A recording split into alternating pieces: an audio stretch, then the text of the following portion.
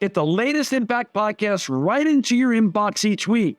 Subscribe by entering your email address at impactpodcast.com to make sure you never miss an interview. This edition of the Impact Podcast is brought to you by ERI.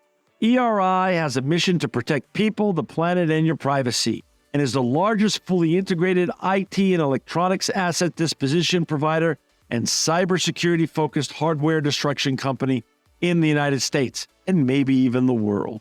For more information on how ERI can help your business properly dispose of outdated electronic hardware devices, please visit eridirect.com. This episode of the Impact Podcast is brought to you by Closed Loop Partners. Closed Loop Partners is a leading circular economy investor in the United States with an extensive network of Fortune 500 corporate investors, family offices, institutional investors, industry experts, and impact partners. Closed Loop's platform spans the arc of capital from venture capital to private equity, bridging gaps and fostering synergies to scale the circular economy. To find Closed Loop Partners, please go to www.closedlooppartners.com.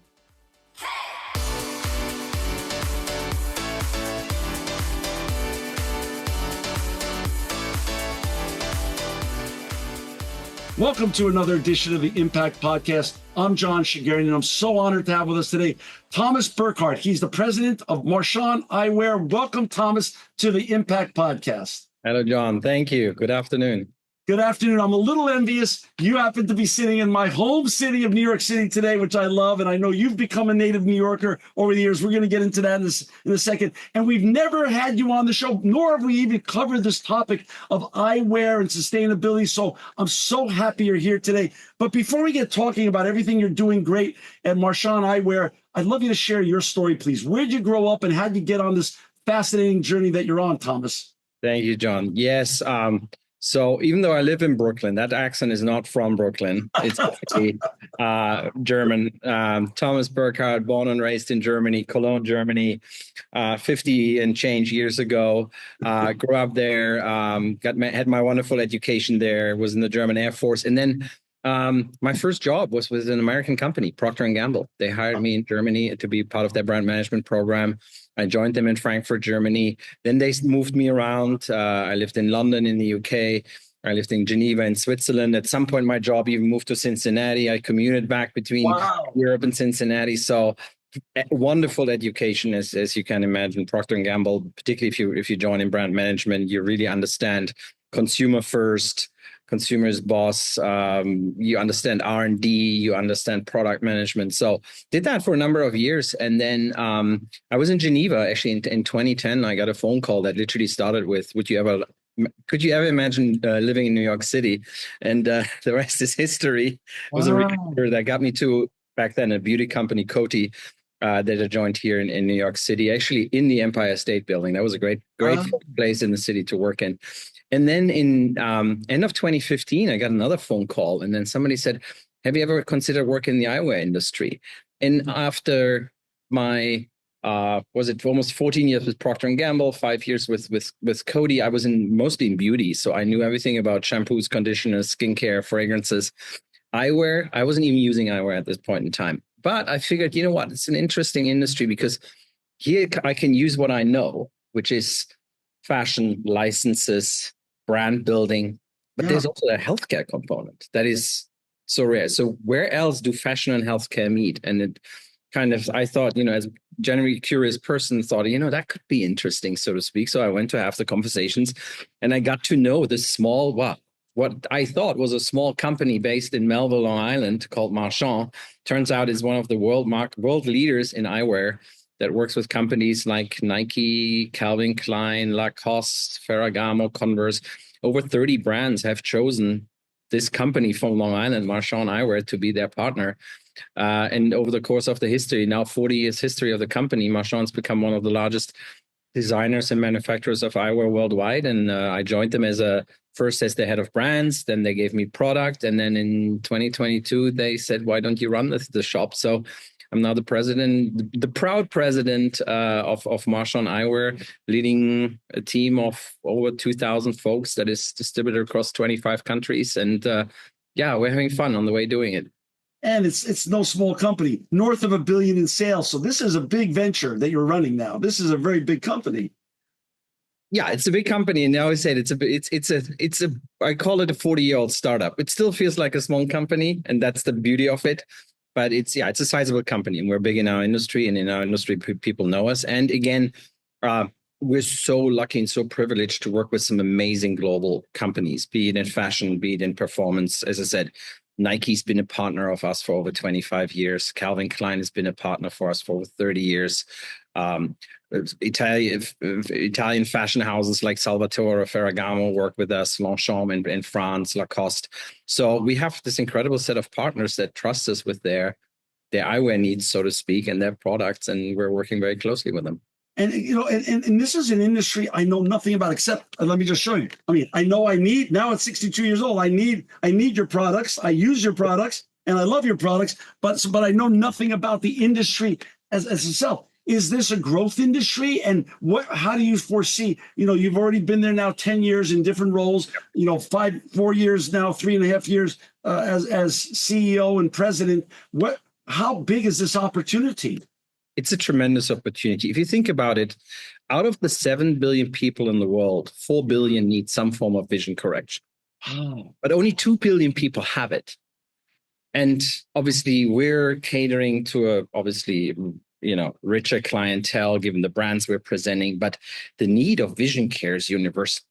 And in that sense, be it in developing markets with, again, emerging middle class, but also here in the United States with an aging population, us looking at screens all day, even our children looking at screens all day, vision correction is here to stay. It's a growth category, and it is what I love about this role and the company, the field we're working in, and actually something that makes really improves people's lives, because as you know. Yeah. Now you also need eyewear, right. Putting that frame on for the first time, you go like, oh, this is so much better.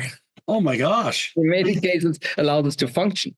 So we're doing good, while at the same time, hopefully also make you look good. Absolutely. I mean, I fought it for, a long time, and just finally now that I'm 62, I just had to get and I can't live without them now. I have 3 or 4 pairs, and, I can't do my work without my glasses. So I love them. And so you're saying the total addressable market is, on a worldwide basis, is billions yes. of people. It is billions, but obviously, yeah. And I mean, think about it in the hierarchy of needs. Once you have enough to eat, you have a roof over your head, the next thing often is education. It's true. And then you want to start reading, and even in countries that are poorer, people now look at phone screens. There's the need is there, and obviously industry is trying to fill it, and luckily it's a very simple. It's at the end, it's a very simple, basic product. It's 2 lenses held by a frame. Right. It's just a challenge to particularly bring also the medical part to people around the world, and make sure they get eye exams, they get diagnosed properly, and they get equipped with the right frame. But we're proud to be part of that industry. Thomas, just for our listeners and viewers, if they're working out right now, or on a walk, or driving to work, you don't have to write this down. This will be in the show notes. But to find Thomas and his great brand, Marchon Eyewear, you could go to www.marchon.com, marchon.com. So talk a little bit about VSP Vision, Marchon Eyewear, and what's the greater mission as the leader. How do you set the mission? And I'm really fascinated by what your comment of earlier. How do you run a 40-year-old startup? How do you keep that energy and excitement among 2,300 people, making it still feel like a startup, which is always the most exciting atmosphere to go work at? Yeah. So two things. Thank you for that question. 2 things. First of all, I should have mentioned first that Marchon is part of VSP Vision, which is the biggest vision insurer in the world.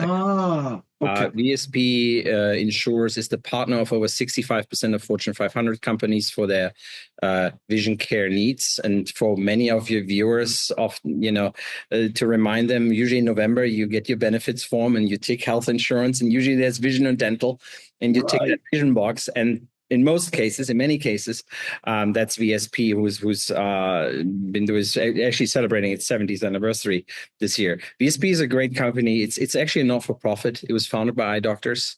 It's whole purpose there. Actually, our purpose is empower human potential through sight, but it's really also there to foster the industry and to foster vision care in general.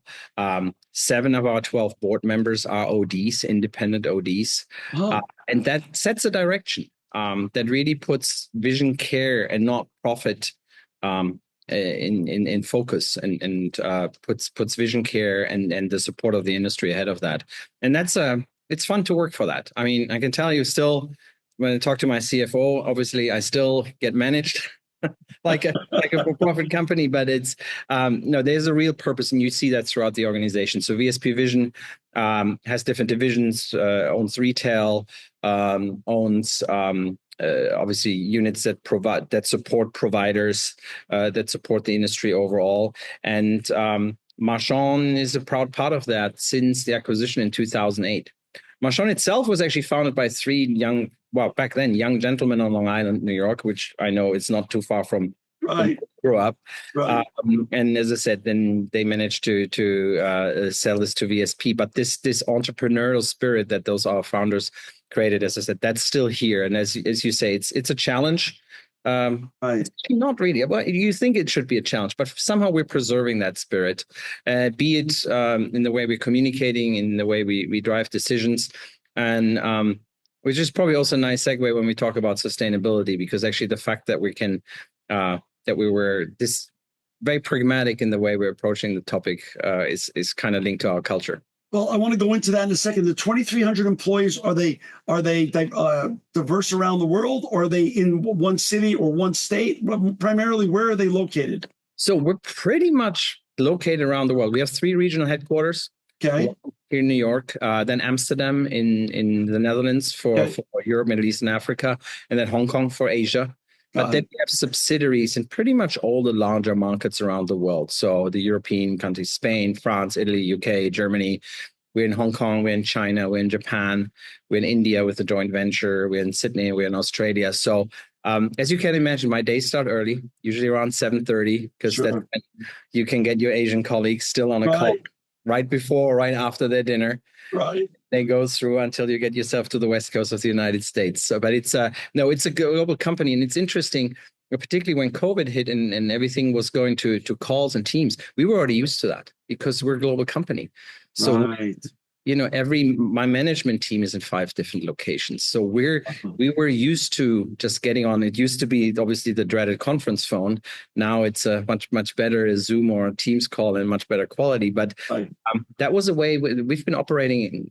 The way we're operating today, we've been operating like this for many years already. So this wasn't too big of a change for us. I love it. Now let's go back to what you just mentioned a little while ago: impact and sustainability. Talk about the culture that you run and you manage and you continue to impart upon Marchon and grow at Marchon, of sustainability, of circularity, and of impact. How does that work? And when did that journey start? And where are you in that process and that journey right now? Okay, so there's a lot to talk about. A lot to talk about. Thank you for phrasing the question that open. It's been a journey. Obviously, sustainability, as you mentioned, I grew up in Germany. Used to I worked in consumer packaged goods. There were recycling programs. I mean, they started in the late 80s. My father was in retail, so I got exposed to that. How this worked, the famous green dot that was on every plastic packaging. So there was an awareness obviously there. Eyewear is interesting in the sense that eyewear is not just on the surface. Eyewear is not necessarily seen as a problem by most people, because here's a frame. It's not that you, unlike a plastic water bottle, it's not something you throw away every day. That's right. If you're like me, my used frames usually end up in that drawer with the old cell phones. 100%.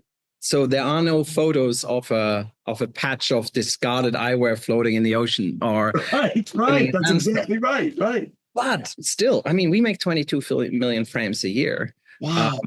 Somebody gave me the number that in the US, 4 million frames are apparently thrown away every year. I think that's an understatement. I'm sure there's going to be a lot more. And, we're not necessarily talking about the frames that we're producing, which are obviously of a certain quality, a certain price point, also have longevity. But think about all those $3 readers that you can buy in the drugstore, or the $5 sunglasses at the gas station. That's right. It adds up. So we're talking about millions of frames. And it's when we kind of looked at it first one, it was not necessarily just the waste of throwing a frame away, but everything around it, how frames are made. Demo lenses. You've probably seen this when you go to an optical store. There's this lens that usually has something printed up. That gets thrown away the moment your prescription lens comes in. Oh. That alone, I think I got the numbers, there's like 400 tons of demo lenses every year. Oh. So there was opportunity. But again, it wasn't necessarily seen as something urgent in the industry. And when I started in 2016 in the company, it wasn't a topic. It was not a topic at all. We kind of dilly-dallied around. And I remember having conversations with our head of sourcing, who was working with some external companies on new materials. We were looking at new materials. One day he comes to me, and I still remember that day. It was in the summer of 2018. He throws a frame at my desk and said, "Here, it's a sunglass. It was a sunglass, but similar to this. Here, that's made from beans." I'm like, "What?" He said, "Yeah, it's made from beans. This frame." I'm like, "What?" Like that's a plastic frame. We all know how plastic is made.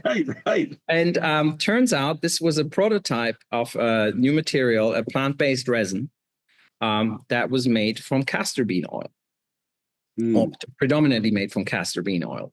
The skeptic that I am obviously said, "Well, we'll see about your frame made from beans." To go on vacation in California, in San Clemente, in Southern California with my son, little surf vacation. And I said, "I'm going to destroy that frame." So I left it in salt water. Actually left it overnight in salt water just to see what would happen with it. Right. I came back after 10 days. I still have that frame. Wow. Which convinced me. And the best thing about it was, not only was this a material that was indistinguishable from fossil fuel-based plastic, as light, as flexible, as comfortable, it felt good. But also, in this case, it wasn't more expensive. This material that we had. So that was the journey. That was the start of our journey. So we actually started, we have a brand called Dragon that we own. It's a surf snowboarder eyewear brand. We have snow goggles, we have sunglasses within the Dragon brand. And since it was our own brand, so we didn't really have ask anybody for permission. We just started the first range of castor bean based, or what is we call it, plant-based resin, because there's plant-based resin frames. And on Dragon, actually, I think 6 months later, we converted the entire brand to plant-based resin, and we haven't looked back. How was the response from your client base? Curiosity. And then similarly to me, actually, this looks and feels like a normal frame. So why not? And that comes down back to my opening point. The consumer is not necessarily looking for sustainable frames, or wasn't looking for sustainable frames at that point, because it wasn't the problem. It's eyewear. It's not a water bottle that I throw away, or like a canister of detergent that goes out. But we've seen that the moment we give you the choice, here's a more sustainable frame versus a frame that is made with traditional methods and materials. Right. Of course, consumers will go for the more sustainable. If it's at the same quality, and also what we've learned very early on, if it's at the same price. Got it. And that was something that didn't make our journey more difficult, I have to say. It just made it more deliberate, like where are we investing and where are we making the changes? Because we thought really would be unfair to ask the consumer to pay more for it.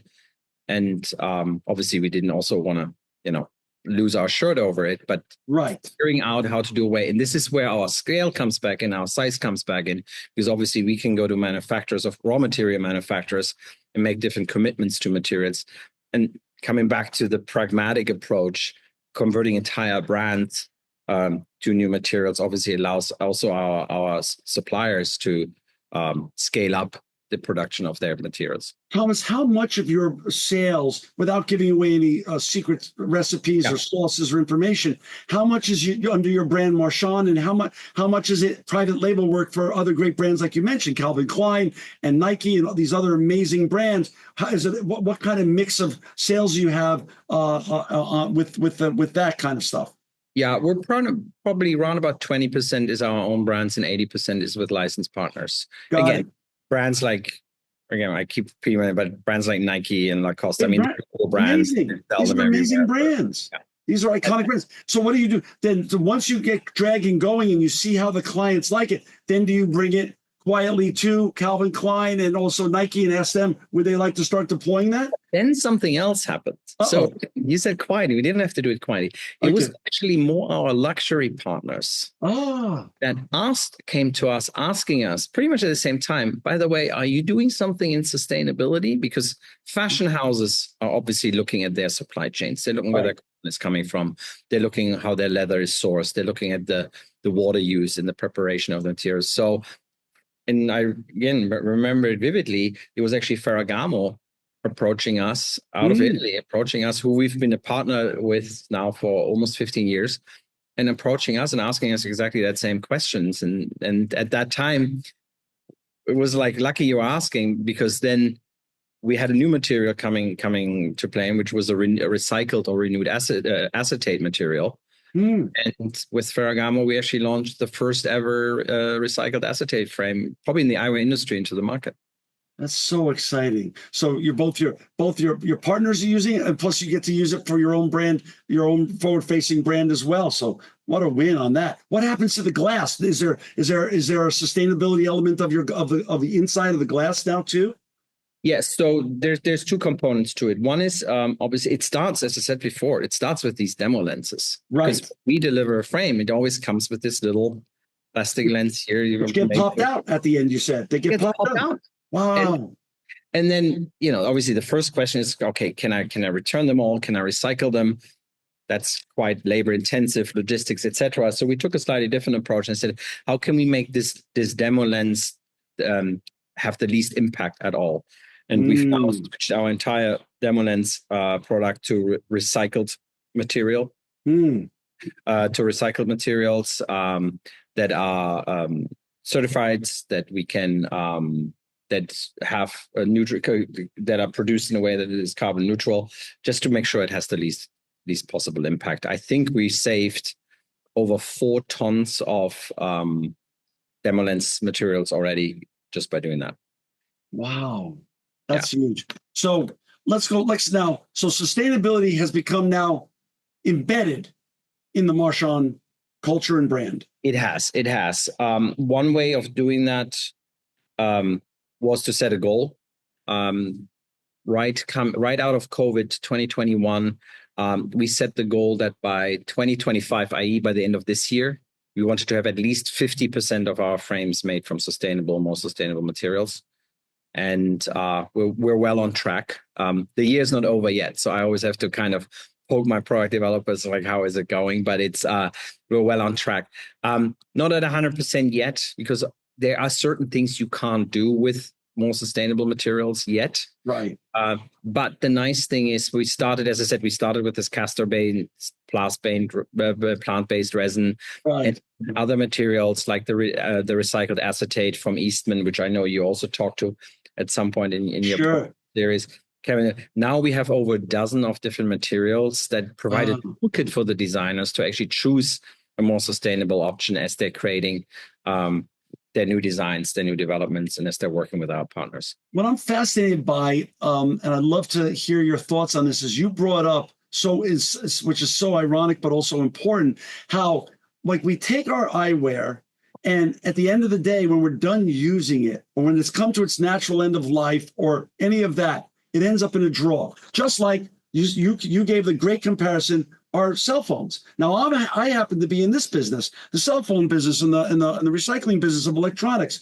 And what I've seen over the years is, when you deal with municipalities and cities think about recycling the 3 things that are the closest and nearest and dearest to their constituency: electronics, food and composting, and also clothing, which eyewear is a component of, really our clothing, and just in another way. Yeah. So and it's a very personal thing. So I don't ever like to throw out my old eyewear, because it becomes part of us and becomes attached to us. But I really don't know where the right place is to recycle my eyewear. So talk a little bit about how you message that, besides messaging the sustainability of your manufacturing and what you're creating and what you're putting on people's faces.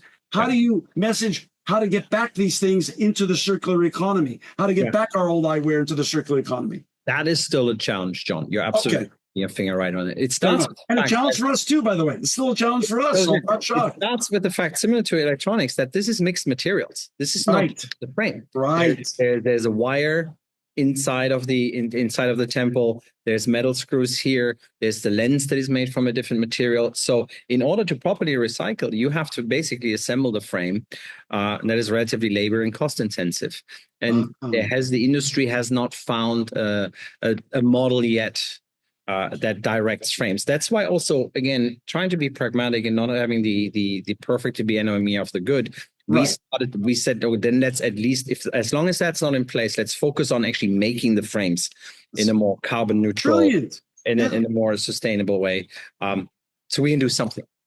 That's right. When I got in my business of recycling of electronics, I dealt with all the biggest OEMs in the world, the Samsungs and the LGs and the Panasonics and the Sonys. And back then, they didn't think about that side, the manufacturing side. But just like you are, they all now have a division called Design for Sustainability, and they have a huge thought leadership around that now, and action plan around that, just like you're doing. So like you said, let's not get rid of the good for the perfect. That makes no sense. So now I understand. Do you foresee that? Do you foresee some young engineer at Stanford or at some other great institution in the United States or around the world coming up using robotics or AI to help on the recycling side one day? I hope to see that. Yeah, absolutely. Me too. Certainly hope to see that. There's, and particularly also if you look at how the eyewear industry is evolving, there's more larger players. Chains are growing much faster than independent optometry, which have, I think, different means at their disposal also to create the flows of bringing product back.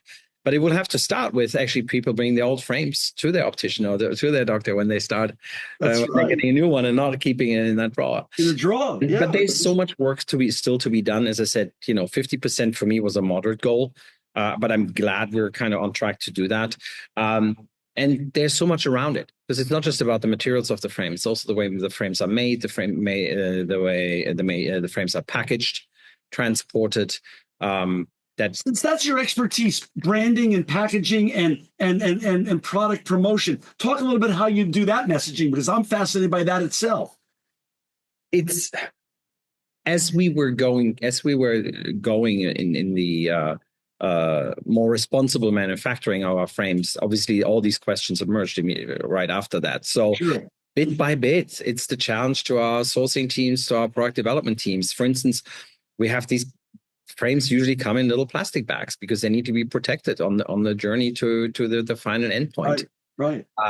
We looked at obviously other materials, alternative materials. That small plastic bag was still the most convenient, and also again coming back to managing costs and not having other people to bear the burden of this. The bag was still the most convenient and the most effective way, but making those poly bags, for instance, out of biodegradable materials, way forward. And I think we've saved we replaced over 98 tons of plastic bags with more sustainable versions at this point in time. Just in a few years, we've done it. It goes down to the obviously the outer cartons that come with this. This is now all FSC certified recycled post-consumer product paper. It comes down to the way our frames are transported. There's still the industry is still to a relatively large degree dependent on air shipment. We reduced our air shipments by 40% over the last 3 years. Moving to sea, which is a planning exercise that needs to be done. Then the recycling of materials in our factories. being an ongoing topic. So there's Better all diversion. is everything around it. Yeah. That you can touch, we'll have a critical Great. look. And if we can do it again, and this comes back to what I mentioned earlier, this kind of pragmatic way. It's just, a few of us, somebody comes up with an idea, it seems safe. Is it, what does it cost? And then if we can do it, we'll do it. For our listeners and viewers, if you've just joined us, we've got Thomas Burkhardt with us. He's the president of Marchon Eyewear. To find Thomas and his great products, please go to www.marchon, marchon.com, marchon.com. I'm on your website now, and I love it. And I pressed the button, Eyes on Tomorrow. Yes. Can you share a little bit with our listeners and viewers, Eyes on Tomorrow? What does that mean? So Eyes on Tomorrow started in, I think, 2021 or 2022. As I said, we started with our sustainability journey around about 2018, 2019. At that point, we ended up getting so many questions from customers, from our partners, even from employees, like, yeah, we hear you doing all these things around sustainability. Where can I find more information about it? So I was like, okay, it was probably time to bring this all together into one framework. And this is how Eyes on Tomorrow was born. So it's a communication framework that we're using to talk about not only what we're doing with product. We have 3 pillars in Eyes on Tomorrow: Eyes on Supply Chain, Sure. Eyewear, and Eyes on People. And each of these pillars summarize the actions that we're employing as an enterprise. Eyes on Eyewear is pretty straightforward. This is what I talked about. How can I make this frame for more sustainable materials, recycled materials, or plant-based instead of fossil fuel-based materials? Eyes on Supply Chain links to the other things I just talked about. So everything from the transportation to the packaging to the carbon footprint of our own factory in Italy is linked to that. And then Eyes on People, we were already doing, and being part of ESP obviously was a great driver to this. We were already doing so many things that were helping our communities and helping our employees and our stakeholders. To give you one example, ESP Vision has these mobile eye clinics that travel the country and go to areas that are underutilized or under-resourced with regard to vision care, underserved with regards to vision care. They set up camp. Our employees can actually volunteer in these. We just had a volunteer call again. We have some of those mobile clinics hitting upstate New York in a few weeks. And that all goes into Eyes on Tomorrow as a communication tool. Again, starting internally with an internal newsletter, internal updates, but also externally to customers, to licensors, to stakeholders, to keep us all up to date with what we're doing. That's so wonderful. Now you've been in your position now almost 3 years. You've been with the company 9 years now, 10 years almost. Where do you see? I know it's hard to predict the future now. There's so many externalities that you and I can't control as leaders of our companies. But where do you what's your short-term and long-term goals for Marchon? And how do you foresee the next 5 years ahead? I mean, in terms of business, obviously, the goal planning, the planning is challenging in times of volatility that we have right now. But no, clearly we have ambitions to continue being in this leading position as being one of the largest and I think most prolific designers and manufacturers of eyewear. We're having I think, very strong market position in the United States. We have growth opportunities, even though we're well positioned in Europe and Asia, but there's tremendous growth opportunity, as I mentioned, with particularly also people entering the category, so to speak, and we together with our partners want to be part of that. With regards to sustainability, it's almost like a quiet march towards the right goals. That's right. And again, very pragmatically, if a new material comes online, we'll try it out. Very often we're the first. Our material vendors also know that we're maybe a little more willing to take subtle risks there. So they come to us usually very early on, sometimes even in the development phase, and we encourage them to do this with some commitment to at least try it out, utilize it. So as I said, 50% goal by the end of 2025. I want to drive this as much as I can. I'm excited about new materials and new innovations coming into the category. I just had a conversation, funny enough, just this morning with our head of sourcing, which talked to me about a carbon negative material that's made from algae that one of our vendors is currently working on. It blew my mind as well, but I'm carefully optimistic that can see this. So yeah, we keep discovering and we keep adding to it. At the end, we're here to produce beautiful, stylish, high quality eyewear that makes people see better and look better. And if we can do this in a better way, in a more responsible way, we're here to do that. Well, you're going to, and I know, and as you and I know, sustainability is a journey. So I'm going to have you back on the show. When I have you back on the show, let's say a year from now or 2 years from now, what's your goal in terms of, you're already in more than 25 countries? Is it going to be, is Marchon going to be in 50 countries 2 years from now or 60? Or how does that scale and grow, with also your journey in sustainability continuing to march on? How do you grow also the greater brand? Yeah, actually, in terms of the brands, I didn't mention this earlier. We are selling in over 100 countries already. Wow. Distributors. So 23 countries are the markets where we're physically with our own subsidiaries, but we have distributor partners. Obviously, you can find a Nike eyewear frame in probably every country in the world. Sure. So no, it's about, obviously there are growth objectives. There's serving more people with that quality products that we're proud to use. And then in terms of sustainability, if I can have the chance to come back in 2 years, again, I get excited about innovation and I get excited about the things. So maybe that frame that we're making from algae that is carbon positive. I'll be wearing it then. I'm going to be wearing it for that episode. I'm going to have it on. So it's a journey.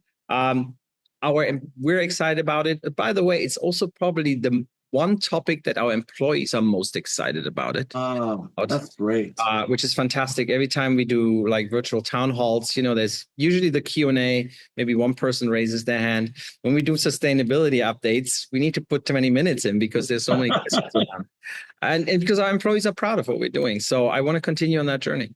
I get to interview so many great people like you that are making such an important impact on this planet and represent so many iconic brands. And constantly and consistently, these leaders like you share with me that it's both a retention tool and it's also an attraction tool for brands, for employees to come to and work at, and also to stay at, because they know they're not just making a paycheck, they're making a difference. And working at Marchon, they're making a difference as well. And that's a beautiful, when those converge, that's magic. Absolutely. We're seeing that every day.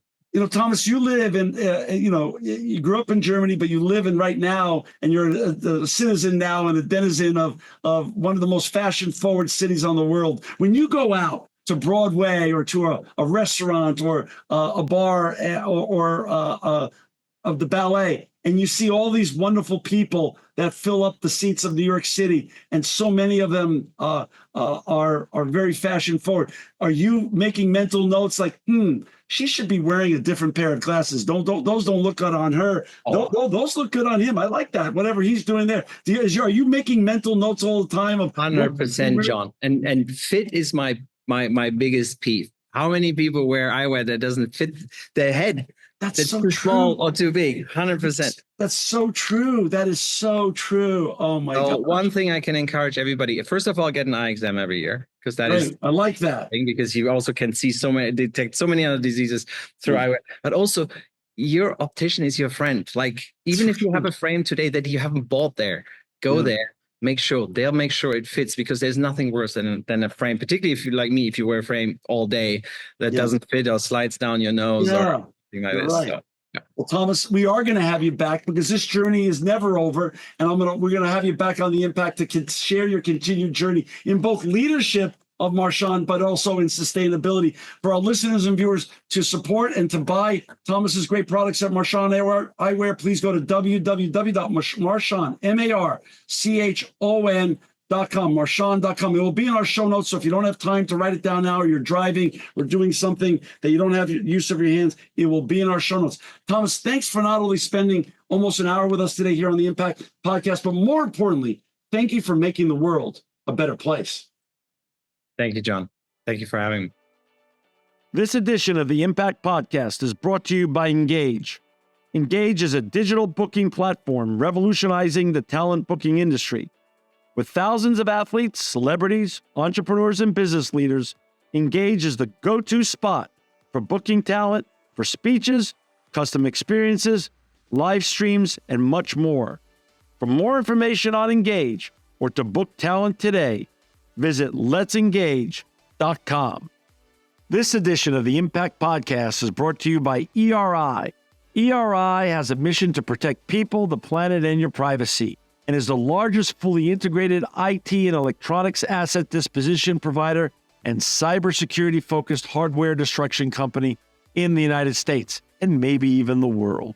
For more information on how ERI can help your business properly dispose of outdated electronic hardware devices, please visit eridirect.com.